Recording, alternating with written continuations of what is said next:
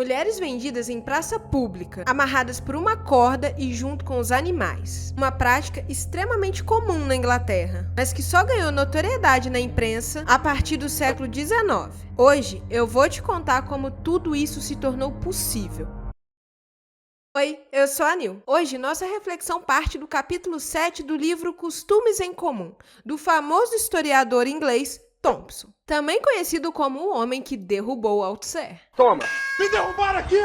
No capítulo intitulado A Venda de Esposas, Thompson descreve uma prática que para nós parece chocante, mas que durante séculos fez parte da cultura plebeia inglesa. Analisando casos reproduzidos na imprensa, Thompson elabora uma ousada tese que desafia a nossa compreensão sobre os motivos que estão por trás da venda dessas mulheres.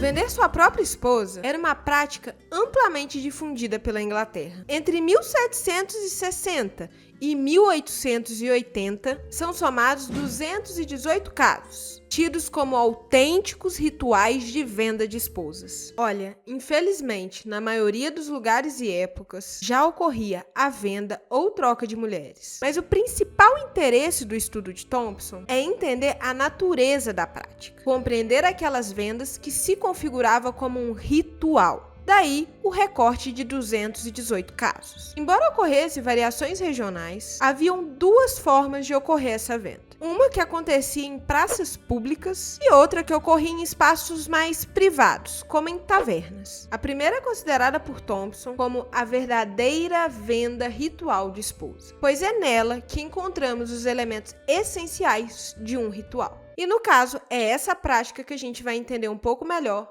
agora. A venda costumava ocorrer em uma praça pública ou em um outro local de comércio. Às vezes, a venda era precedida por um anúncio público, feito com a ajuda de um sineiro. Ou até mesmo o marido poderia andar pelo mercado carregando um cartaz anunciando a venda. A esposa era levada ao mercado presa por uma corda, em geral amarrada ao redor do pescoço, às vezes ao redor da cintura. E a corda também era essencial para o ritual. Geralmente, a mulher era puxada por essa corda da sua casa até o mercado. Chegando lá, ela podia ser obrigada a desfilar um número mágico de 3 vezes. Um elemento frequente era atar a mulher na cerca do mercado junto com as ovelhas. No mercado, alguém desempenhava o papel de leiloeiro, e essa aparência de leilão era fundamental para o ritual. A venda também exigia a troca de algum dinheiro, e o comprador quase sempre concordava em pagar uma quantia de bebida além do valor. Já o marido costumava devolver ao comprador uma fração do dinheiro da compra, isso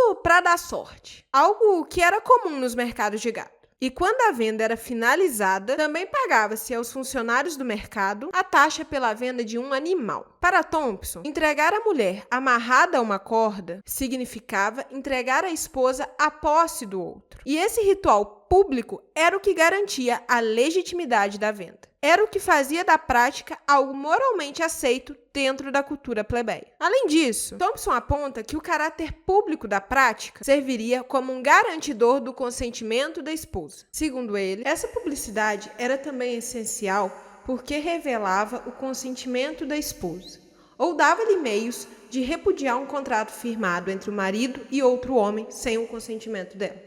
Por fim, no momento real da entrega da corda, poderia haver juramentos e despedidas sentimentais. Às vezes, a cerimônia era seguida pela ida dos envolvidos a uma taverna mais próxima, onde a venda podia ser ratificada pela assinatura de alguns documentos, o que demonstra que esses trabalhadores estavam convencidos de que a prática era legal. O mercado aberto, a publicidade, a corda, a forma de leilão, a troca em dinheiro e a transferência solene, e às vezes a ratificação em documentos, são essas as principais características do que Thompson chama de a verdadeira venda ritual de esposa.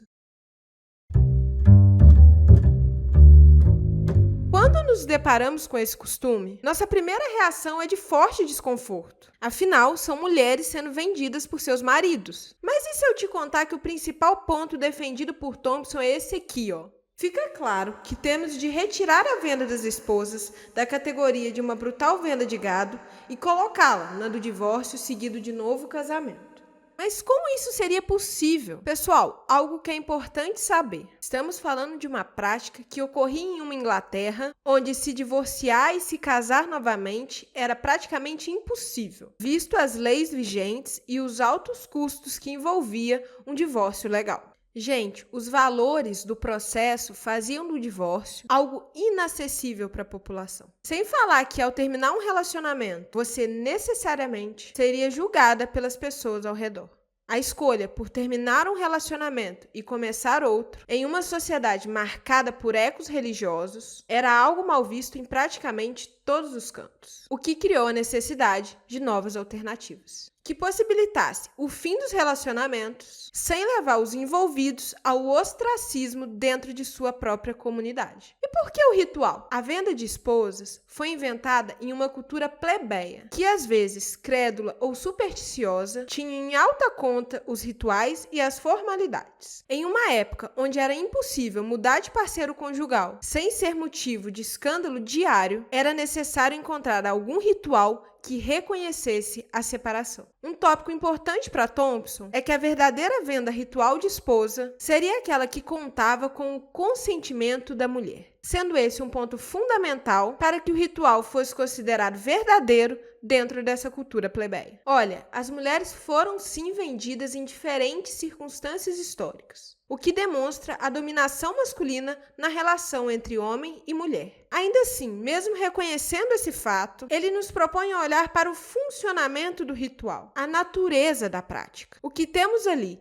nos casos tidos como verdadeiros, seria uma forma encontrada pela cultura plebeia de terminar e iniciar novos ciclos pessoais. Por isso, muitas vezes, a compra dessas mulheres era arranjada. Eram efetuadas por pessoas próximas, já conhecidas, como seus familiares e amantes. Houve casos em que a própria esposa, por intermédio de alguém, se comprou, conseguindo assim o divórcio de um marido já indesejado. É isso que Thompson sugere quando afirma: a venda de esposa certamente nos fala de dominação masculina, mas isso é algo que já conhecemos.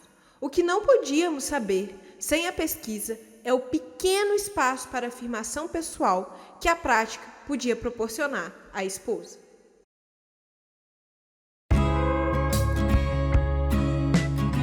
Embora Thompson encontre nesses 218 casos uma forma popular de divórcio, não podemos esquecer que no decorrer da história, as mulheres muitas vezes foram reduzidas a objetos. Outro ponto importante de se destacar é o fato de que esse ritual nasce como uma alternativa a uma legislação e uma lógica estabelecida pelas classes dominantes, que ao criar seus parâmetros, não considerou as especificidades da classe trabalhadora. Em um mundo onde as decisões são tomadas de cima para baixo, aqueles que estão embaixo criam alternativas na tentativa de verem as suas necessidades atendidas. O ritual surge nessa tentativa, na busca pelo direito social ao divórcio. Entretanto, em um mundo marcadamente patriarcal, até as alternativas reproduzem traços de dominação em relação às mulheres.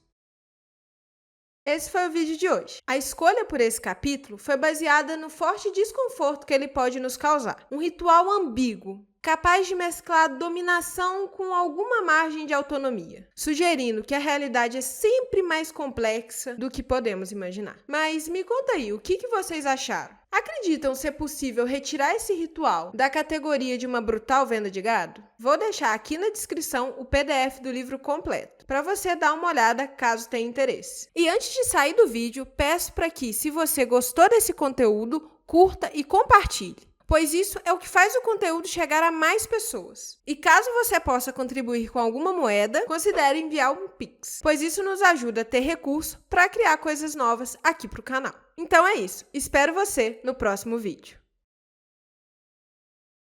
My final point is that if we cease to believe in the possibility of a vital and creative, innovative popular culture, then we can scarcely believe in democracy at all. We have to see democracy instead, as some people do, as a system of safeguards, of defenses, of controls against the people, rather than a liberating space in which invention and innovation is encouraged among them. And if that happens, then really we are in a very bad way indeed.